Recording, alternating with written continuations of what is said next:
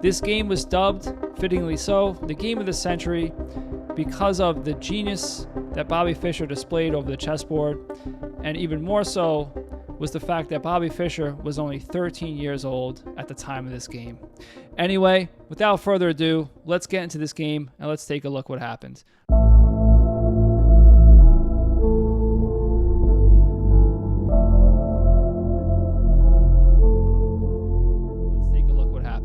Okay, Bobby Fischer here is playing with the black pieces, and in this position, this game, we have a Grunfeld opening.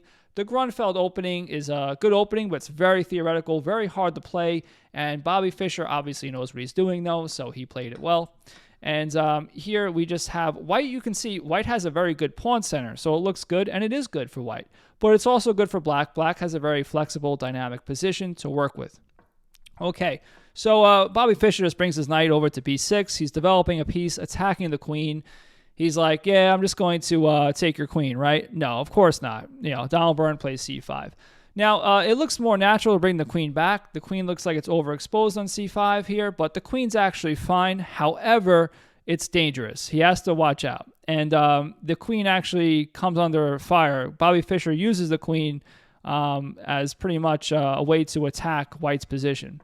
Bobby Fischer now develops the bishop to g4 and already starting to make threats on white. And so the threat here is to take and damage the structure on the king side so white can't castle.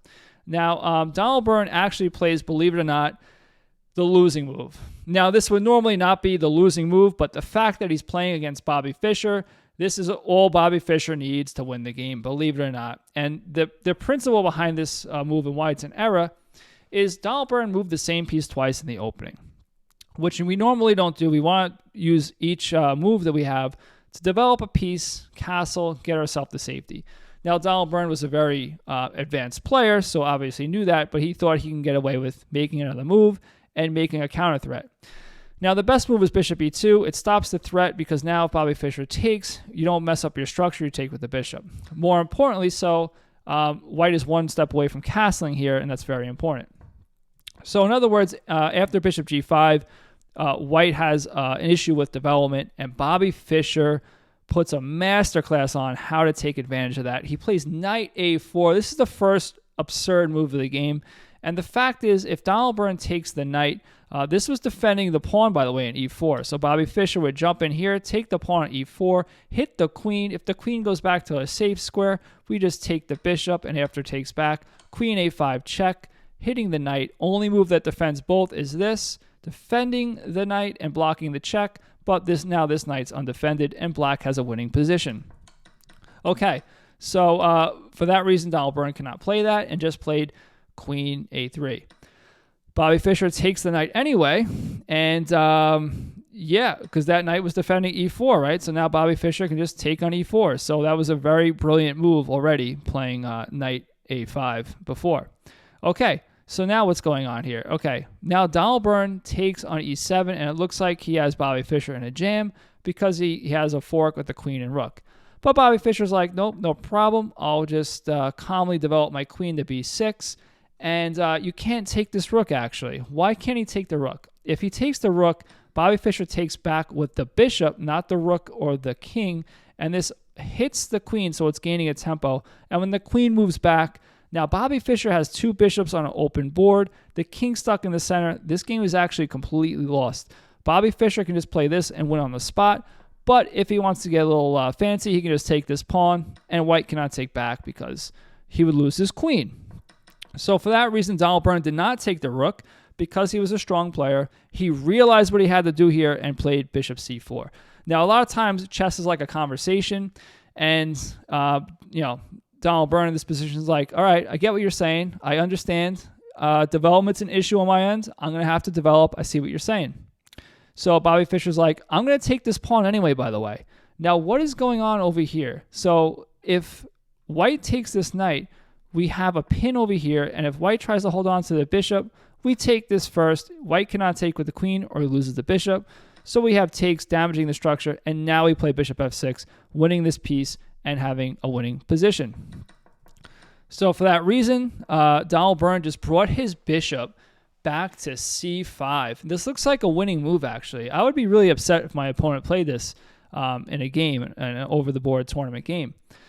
But Bobby Fischer just brings his rook into the game, checking the king, bringing his opponent's king to a light square, and now plays the move of the century, which starts the game of the century. And you can pause your videos right now and try to find it. I don't think you will. If you say you did in the comments section below, I don't believe you. I'm just putting that out there right now. You cheated or you saw the game before. Stop it. Or else you need to go to your local chess club right now because you're a chess prodigy and the next world champion. Anyway, Bobby Fischer played bishop e6 here. And the scariest part about this is not that he's sacrificing the queen. That is really scary, actually. But the horrifying thing is, if you're like, I don't want to take your queen, I'm going to just throw in this move. Well, this happens. Check. This is checkmate, so you can't go back there. So you have to go to g1. And then we have check. Check with the knight and the queen. You can't go here because you get mated. Only move is this. Then we have check. You have to take with the rook, and you get checkmated on the knight. Smothered mate. That is absurd. That is ridiculous. That is disgusting. I can't believe that. Anyway, for that reason, Donald Byrne just took the queen, and Bobby Fischer took his opponent's bishop with check. And now Donald Byrne winds up in this windmill-style tactic. A windmill tactic is just essentially a discovered check pattern, but it keeps on repeating itself in this repetitive loop. And as you're repeating the discovered check pattern in this loop, you're taking material along the way. So it's a very devastating tactic. So Bobby Fischer, as you'll see, he takes the pawn first with check. He goes back into that pattern, and now he goes back to c3 and attacking the rook. So he's going to cash in on the rook whenever he wants. Okay, so now Bobby Fischer takes back the bishop first, and you can't take the knight because the bishop's here. So Donald Byrne just moves out of the way and attacks the bishop.